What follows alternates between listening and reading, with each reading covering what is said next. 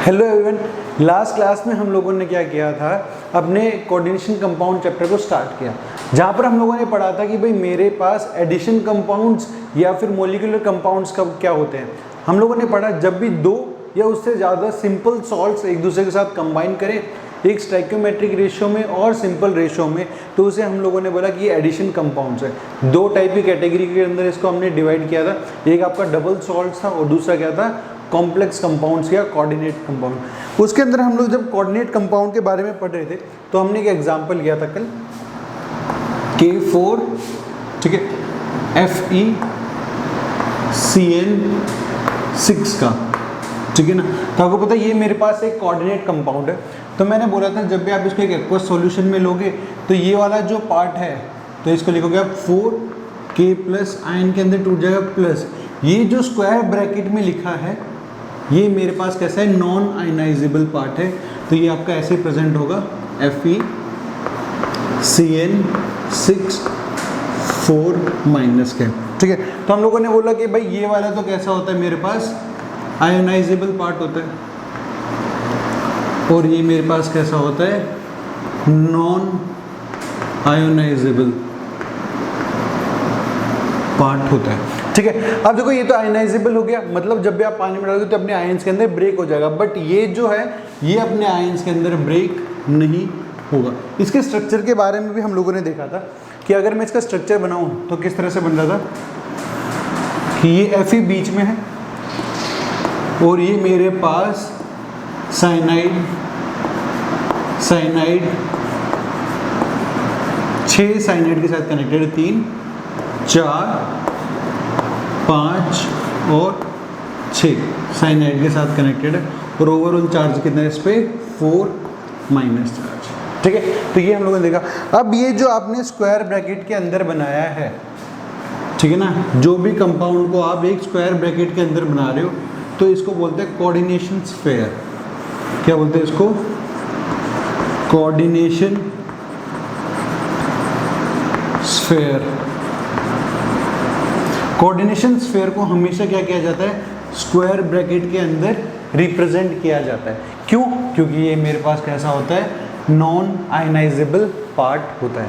तो आपको यहाँ पर आप देख सकते हो कि भाई जो मेरा ये कॉम्प्लेक्स कंपाउंड था, इस कॉम्प्लेक्स कंपाउंड को जब मैंने एक्वा सॉल्यूशन में डाला, ठीक है, तो क्या हो गया, ये अपने आयंस के अंदर ब्रेक हुआ। एक तो आपको कैटाइंस मिले और एक आपको एनाइन मिल गया।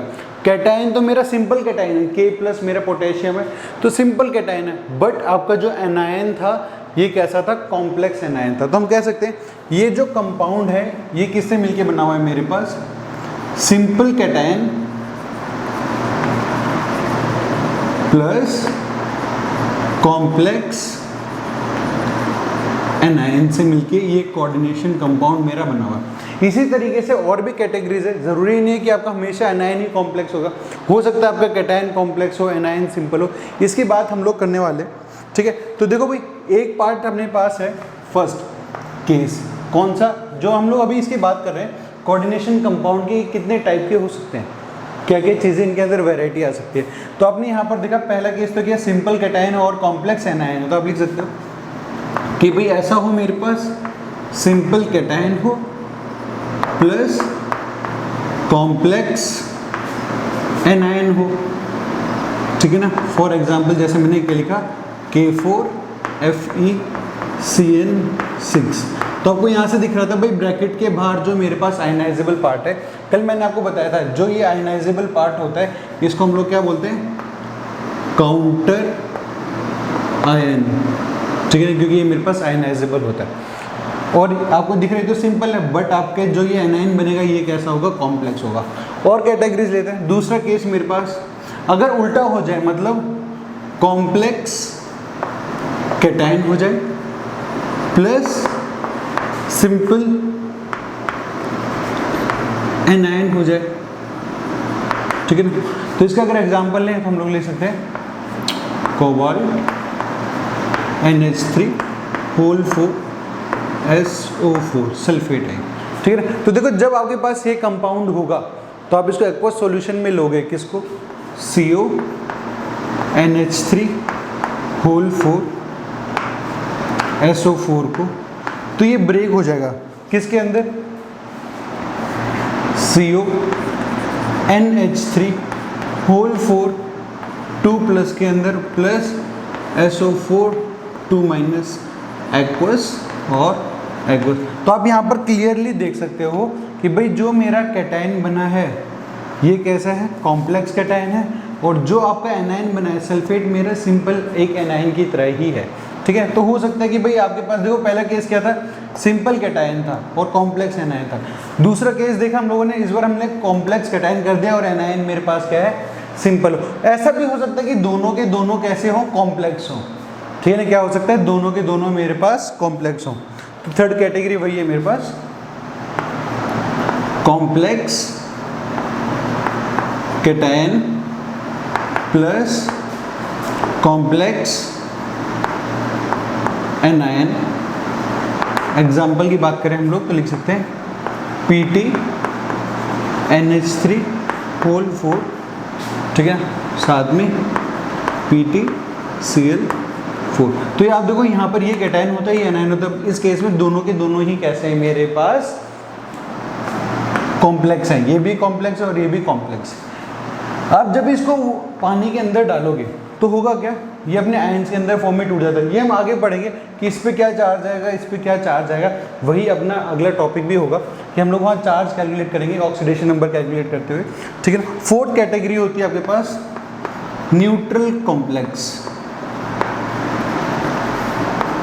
ठीक है ना, क्या हो सकता है आपके पास, न्यूट्रल कॉम्प्लेक्स। न्यूट्रल मतलब ना वो उसके ऊपर कोई पॉजिटिव चार्ज होगा, ना ही उसके ऊपर क्या होगा, कोई नेगेटिव चार्ज होगा। मेनली ये किससे मिलके बने होते हैं, कार्बन मोनोऑक्साइड से, वाटर हो जाता है, NH3 आपके पास प्रेजेंट होता है। ये सब कैसे होते हैं, मेरे न्यूट्रल होते हैं। तो आप यहाँ पर एक एग्जाम्पल अगर लिखना चाहो तो आप लिख सकते हो FeCO3। तो आप देखोगे यहाँ पर कोई चार्ज है क्योंकि ये न्यूट्रल है, तो Fe को भी क्या होना पड़ेगा, न्यूट्रल होगा। तो इसके ऊपर ये आपने एक सॉल्ट लिख दिया, ये ओवरऑल कैसा है, मेरे पास न्यूट्रल है। ठीक है, तो आपके पास ये चार कैटेगरी है कि आपके पास सिंपल कैटायन हो, कॉम्प्लेक्स एनायन हो, ये वाला केस। ये कैटायन कॉम्प्लेक्स, सिंपल एनायन। यहाँ पर हो सकता है दोनों ही मेरे पास क्या हो, कॉम्प्लेक्स हो, और मेरे पास क्या हो सकता है, न्यूट्रल भी हो सकता है कि ना ही उसके ऊपर कोई पॉजिटिव चार्ज हो, ना ही उसके ऊपर कोई नेगेटिव चार्ज। ठीक है, मतलब आपके पास क्या हो गया, उसके ऊपर कोई पॉजिटिव चार्ज या नेगेटिव चार्ज नहीं है।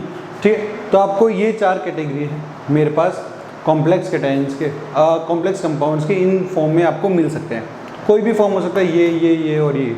अब इसे फटाफट लिख लीजिए। फिर हम लोग सेंट्रल मेटल एटम, इस Fe की बात करने वाले हैं कि सेंट्रल मेटल एटम कौन कौन बन सकता है, किसके अंदर ये प्रॉपर्टी होती है सेंट्रल मेटल एटम बनने की।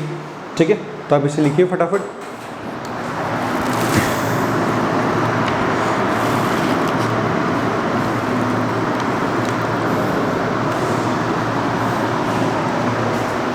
ठीक है, तो आपने लिख लिया, इसे हटा देते हैं।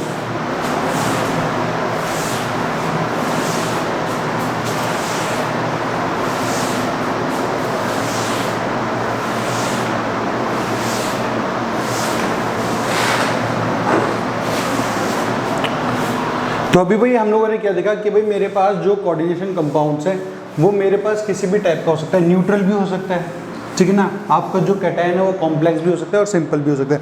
अब आप हेडिंग डालिए, सेंट्रल मेटल एटम, ठीक है ना,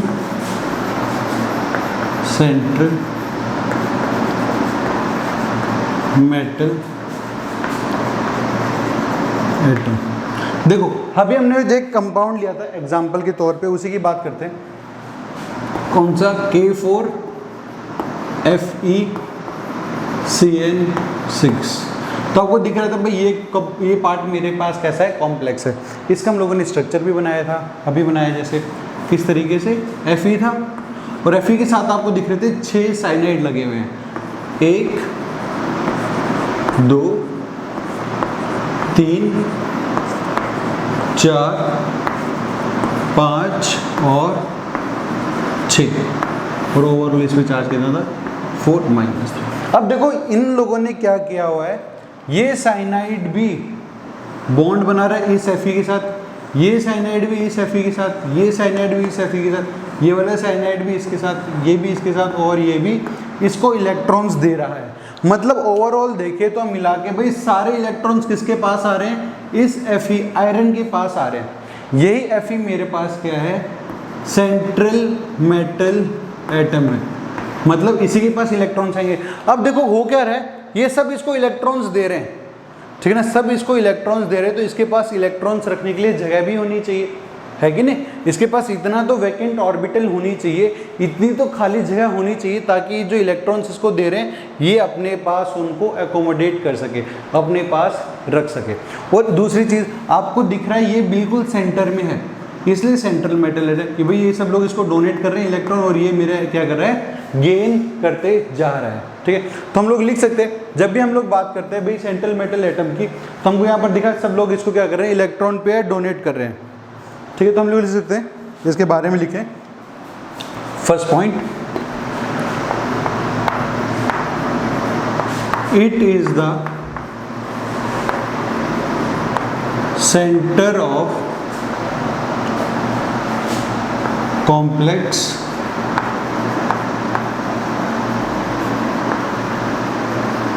कंपाउंड, ठीक है ना। मेरे पास ये क्या है, सेंटर में प्रेजेंट होगा और सब लोग क्या करेंगे, इसको इलेक्ट्रॉन दे रहे हैं। आपको साफ दिख ही रहा है, यहाँ पर साइनाइड भी इसको इलेक्ट्रॉन दे रहा है, ये भी इसको इलेक्ट्रॉन दे रहा है, ये भी इसको इलेक्ट्रॉन दे रहा है, ठीक है ना। अब आपको देखना कि जो ये मेरा साइनाइड है इसने इसके साथ एक बॉन्ड बना रखा है, ठीक है ना। साइनाइड जो इसको इलेक्ट्रॉन दे रहा है, मतलब ये जो अगल बगल में ग्रुप प्रेजेंट है इसके साथ जो बॉन्ड बनाएंगे ये कौन से बॉन्ड होंगे मेरे, कोऑर्डिनेट बॉन्ड होंगे। कौन से बॉन्ड होंगे ये मेरे, कोऑर्डिनेट बॉन्ड के साथ ही होगा। मतलब सेंट्रल मेटल एटम के साथ बगल में जितने भी ग्रुप प्रेजेंट हैं ये हमेशा एक ही बॉन्ड बनाते हैं, कौन सा, कोऑर्डिनेट बॉन्ड, या फिर जिसे हम डेटिव बॉन्ड भी बोलते हैं। तो आप लिख सकते हो second point, group present in the coordination sphere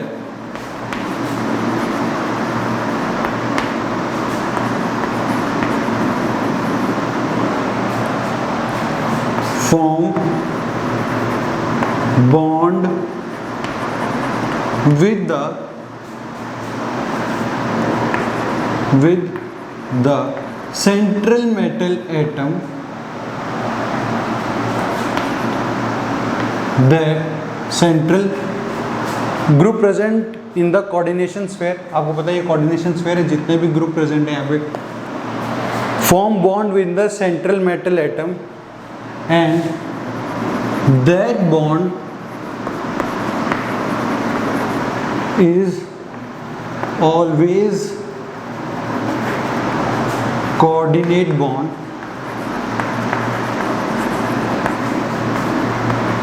और we can say dative bond.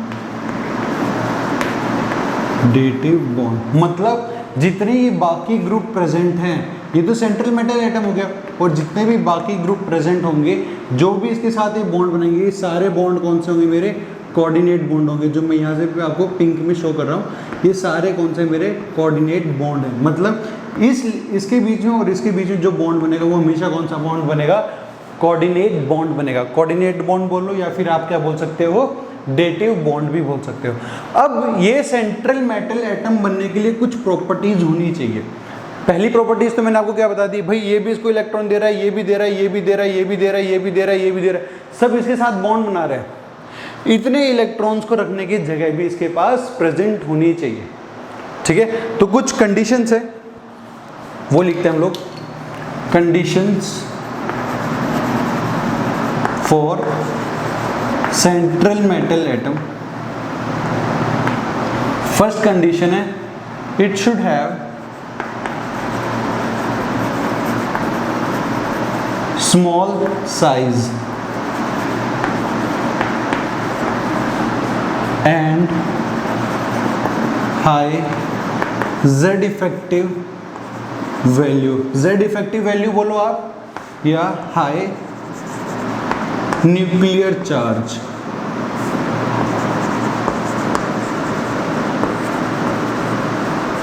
Charge आप बोलो, ठीक है ना। देखो Z हमको पता है जब भी मैं पीरियोडिक टेबल में लेफ्ट टू राइट जाता हूँ, ठीक है ना, मैं क्या कर रहा हूँ पीरियोडिक टेबल में लेफ्ट टू राइट जाता हूँ, साइज क्या होता जाता है, कम होता जाता है। आपकी साइज की वैल्यू क्या होगी, कम होती जाएगी, साइज कम होता जाता है और Z इफेक्टिव की वैल्यू क्या होती है, बढ़ती जाती है, ठीक है ना। Z इफेक्टिव की वैल्यू क्या होती है मेरे पास, बढ़ती जाती है। Z इफेक्टिव क्या है, हाई न्यूक्लियर चार्ज है, ये न्यूक्लियर चार्ज होता है। तो हमको पता है भाई जब भी मैं लेफ्ट टू राइट जाऊंगा साइज छोटा होता जाएगा, ठीक है, साइज छोटा होता जाएगा उतना ही अच्छा सेंट्रल मेटल एटम का फॉर्मेशन होता है। दूसरे सेकंड पॉइंट क्या है मेरे पास, पहली चीज मुझे पता चल गई, अब मुझे पता है लेफ्ट टू राइट जाने पर आयोनाइजेशन एनर्जी क्या होती है, बढ़ती जाती है। तो it should have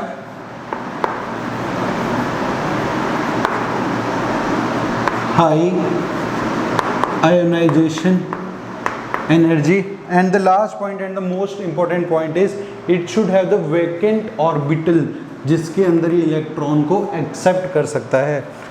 third part is it should have vacant orbital, ठीक है ना, खाली जगह होनी चाहिए तभी तो इलेक्ट्रॉन को एक्सेप्ट करेगा। पता चलेगा कि भाई आपका कोई आपने सेंट्रल मेटल एटम ऐसा बना दिया जो कि इसके पास खाली जगह ही नहीं है। अगर खाली जगह ही नहीं होगी तो ये जो इलेक्ट्रॉन्स इसको देने वाले हैं वो रखेगा कहाँ पर, ठीक है ना।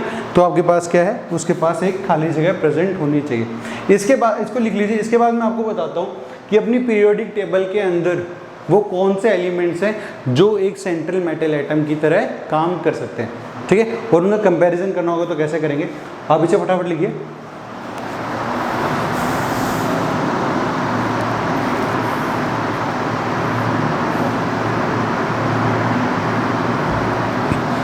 ठीक है, ये आपने लिख लिया।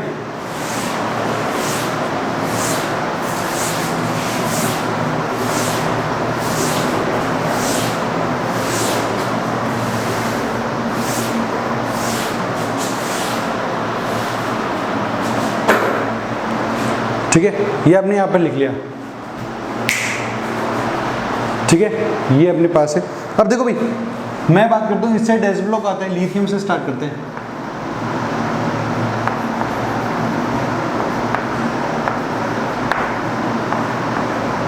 ठीक है,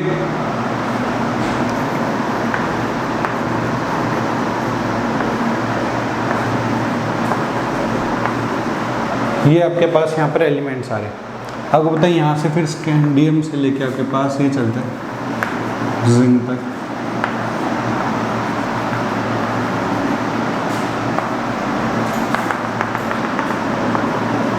मर्क्यूरी तक चलता है, ठीक है। बेरिलियम के आगे यहाँ पर आता है बोरोन,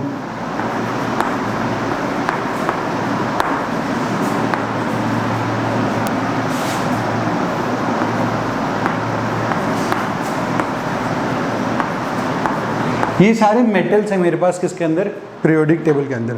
आपको क्या ध्यान रखना है, आपके ये पी ब्लॉक के ऊपर की दो लाइन और ये एस ब्लॉक वाले, ठीक है ना,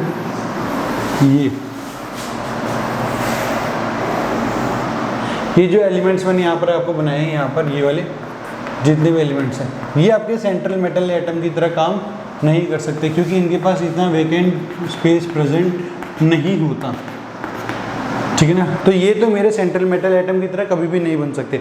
बच्चे कौन से आपके पास, यहाँ पर ये, ठीक है ना, ये आपके पास बचे। अब यही आपके पास क्या होंगे, एक सेंट्रल मेटल एटम की तरह काम कर सकते हैं। अब देखो इसके अंदर जिंक तक तो मेरे पास क्या है, ये तो डी ब्लॉक वाले हो गए स्कैंडियम से जिंक तक, और ये वाले कौन से हो गए, पी ब्लॉक के। तो जनरली जब देखा जाता है तो डी ब्लॉक वाले जो एटम्स होते हैं वो एक अच्छे सेंट्रल मेटल एटम होते हैं as compare to P block cation से, ठीक है ना। पी ब्लॉक कैटायन से डी ब्लॉक वाले मेरे ज़्यादा अच्छे होते हैं। तो आप लिख सकते हो जनरली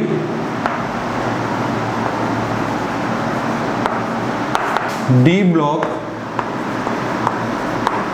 elements have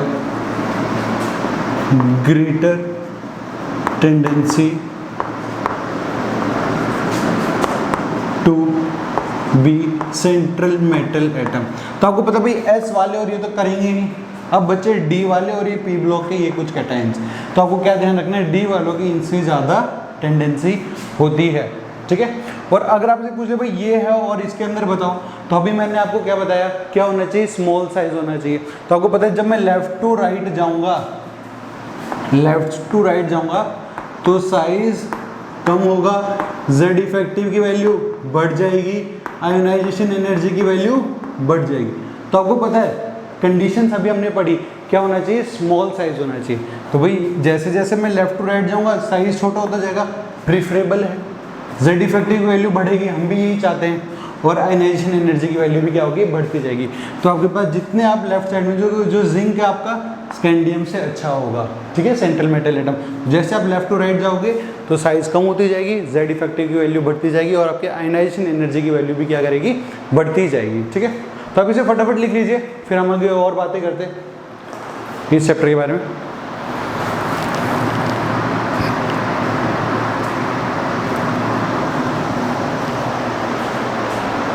ठीक है, ये आपने यहाँ पे लिख लिया। कभी कभी क्या देखने को मिलता है, जनरली ऐसा ट्रेंड रहता है, बट कभी कभी क्या होता है, आपके ये जो एल्यूमिनियम और सिलिकॉन है ये भी कुछ कंपाउंड्स का बना रहे होते हैं, तो हम लोग क्या करते हैं, इनको भी इसी के अंदर इंक्लूड कर लेते हैं, ताकि आपको कभी कंफ्यूजन ना हो कि ये क्या हुआ, ठीक है। एल्यूमिनियम और सिलिकॉन भी कुछ कॉम्प्लेक्स कंपाउंड्स का फॉर्मेशन कर लेते हैं, तो क्योंकि अब हम जनरली बोल सकते हैं कि भाई ये तो बिल्कुल भी फॉर्म नहीं करते, तो लिख सकते हैं they do not form central metal atom, ये तो सेंट्रल मेटल एटम का बिल्कुल भी फॉर्म नहीं कर सकते, एंड दीज एलिमेंट्स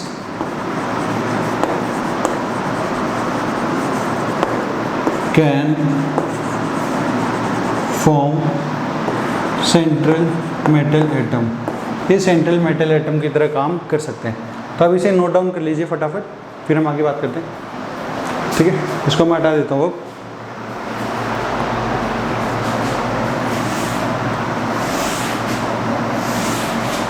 ठीक है, तो देखो भाई हम लोगों ने क्या देखा, सबसे पहले हम लोगों ने देखा भाई कॉम्प्लेक्स, जब मैं कंपाउंड बना रहा हूँ या कोऑर्डिनेशन कंपाउंड बना रहा हूँ, तो मेरे पास जो कैटायन है वो सिंपल भी हो सकता है, कॉम्प्लेक्स भी हो सकता है, और इवन न्यूट्रल भी हो सकता है, ठीक है।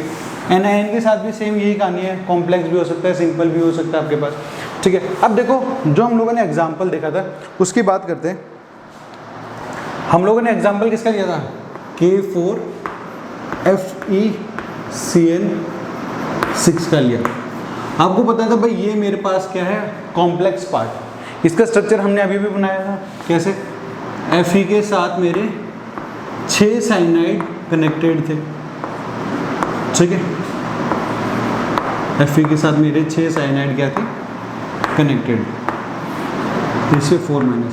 मेरे को पता है कि भाई जो ये सेंटर में है Fe, ये तो मेरा क्या है, सेंट्रल मेटल एटम है। What about this group, in group का भी नाम रखा गया, ये जो ग्रुप है, ये जो ग्रुप लगे हुए हैं इसके अंदर, किसके अंदर, इस कोऑर्डिनेशन स्फीयर के अंदर, कोऑर्डिनेशन स्फीयर के अंदर, ठीक है ना। मतलब स्क्वायर ब्रैकेट के अंदर 2 ही पार्ट होंगे, एक तो सेंट्रल मेटल एटम होगा और ये बाकी दूसरे ग्रुप। इन बाकी दूसरे ग्रुप का नाम रखा गया लिगेंड्स, इनको हम लोग क्या बोलते हैं, लिगेंड्स।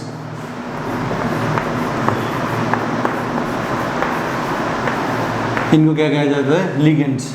तो भाई एक तो सेंट्रल मेटल एटम हो गया, पर बाकी जो ग्रुप भी प्रेजेंट होंगे इन ग्रुप को क्या कहा जाता है, लिगेंड्स कहा जाता है। तो देखो बेसिकली क्या होता है, आपके पास एक समझो ये मेटल है और इस मेटल के पास वेकेंट ऑर्बिटल है, मुझे पता है ये मेरा सेंट्रल मेटल एटम है, ठीक है ना।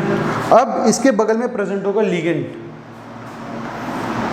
लिगेंड के पास प्रेजेंट होगा लोन पेयर या फिर इलेक्ट्रॉन पेयर्स इसके पास प्रेजेंट होंगे।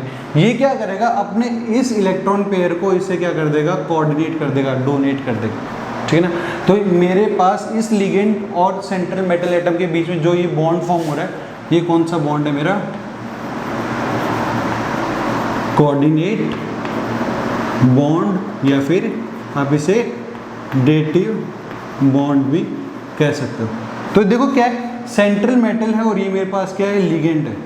मतलब लिगेंड तो अपने लोन पेयर इसको डोनेट कर रहा है, इसे कोऑर्डिनेट कर रहा है, ठीक है। तो आप क्या कह सकते हो, ये देखो इसके पास वेकेंट ऑर्बिटल है, ये इलेक्ट्रॉन पेयर को एक्सेप्ट कर रहा है, तो ये प्रॉपर्टी किसकी होती है, ल्यूविस एसिड की होती है। और ल्यूविस बेस क्या करता है, इलेक्ट्रॉन पेयर को डोनेट करता है। तो आप कह सकते हो कि ये जो कोऑर्डिनेट बॉन्ड बन रहा है इन दोनों के बीच में, ये क्या है, ल्यूविस एसिड जो मेरा सेंट्रल मेटल एटम है, और ल्यूविस बेस जो कि मेरा लिगेंड है। तो ल्यूविस एसिड और ल्यूविस बेस के बीच में एक इंटरेक्शन है, इसको भी हम क्या कह सकते हैं, एक कोऑर्डिनेट बॉन्ड कह सकते हैं, ठीक है ना। क्या कह सकते हैं, कोऑर्डिनेट बॉन्ड। तो अगर बेसिकली आपको देखा जाए, कोई पूछे भाई लिगेंड्स क्या होते हैं, तो आप क्या बोलोगे, कोऑर्डिनेशन स्फीयर के अंदर, ठीक है ना, जो भी अपने इलेक्ट्रॉन पेयर डोनेट कर रहा होता है, किसको, सेंट्रल मेटल एटम को, तो इन ग्रुप्स को क्या कहा जाता है, मेरे पास लिगेंड्स कहा जाता है। इसे आप फटाफट एक बार नोट डाउन कर लीजिए, फिर हम इसके बारे में लिखते हैं।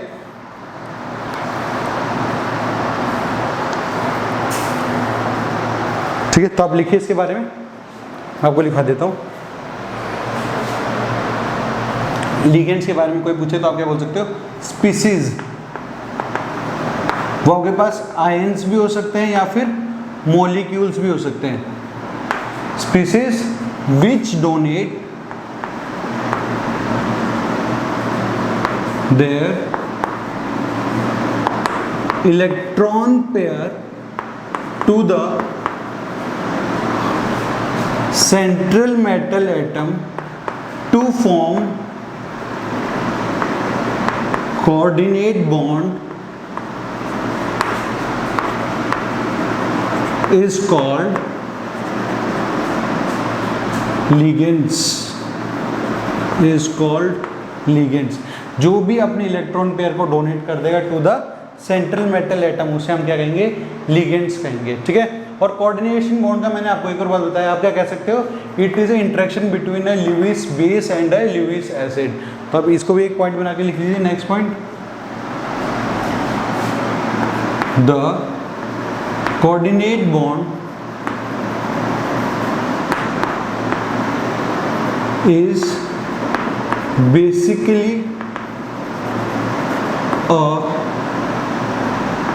an interaction between Lewis base and Lewis acid, ठीक है ना। ल्यूविस बेस और ल्यूविस एसिड के बीच में एक इंटरेक्शन होता है। सिंपल सी बात है, आपको पता है ल्यूविस बेस क्या होता है भाई, जिसके पास इलेक्ट्रॉन पेयर होगा, लोन पेयर होगा, वो ल्यूविस बेस होता है, ठीक है ना। ल्यूविस एसिड क्या होता है मेरे पास, जिसके पास वेकेंट ऑर्बिटल है। तो आप कह सकते हैं भाई ये मेरे ल्यूविस एसिड हो गया और ये मेरे पास क्या हो गया, ल्यूविस बेस। तो ल्यूविस एसिड और ल्यूविस बेस के बीच में जो आपके पास इंटरेक्शन हो रहा है, इसको हम लोगों ने क्या बोला, आपके पास कोऑर्डिनेट बॉन्ड इसको बोला गया है। आप इसे फटाफट लिख लीजिए, फिर हम नेक्स्ट पॉइंट की बात करते हैं।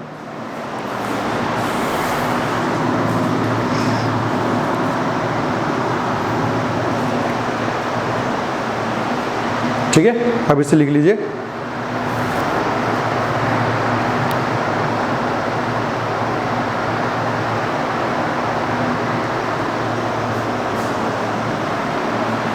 ठीक है, ये आपने लिख लिया, इसको मैं हटा देता हूँ। अब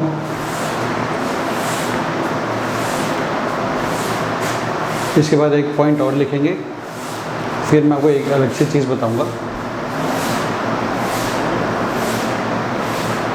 देखो क्या है, अभी हम लोगों ने देखा कि मेरे पास एक सेंट्रल मेटल एटम था, ठीक है, इसके पास वेकेंट ऑर्बिटल थी, एक लिगेंड था जिसके पास इलेक्ट्रॉन पेयर था, इसने इसको अपने इलेक्ट्रॉन पेयर क्या कर दिए, डोनेट कर दिए। मैंने बोला ये जो काम हुआ है यहाँ पर एक कोऑर्डिनेट बॉन्ड बना है, मतलब एक क्या बन गया मेरे पास, कॉम्प्लेक्स कंपाउंड बन गया। कॉम्प्लेक्स कंपाउंड कैसे बना, एक ल्यूविस एसिड, ल्यूविस बेस,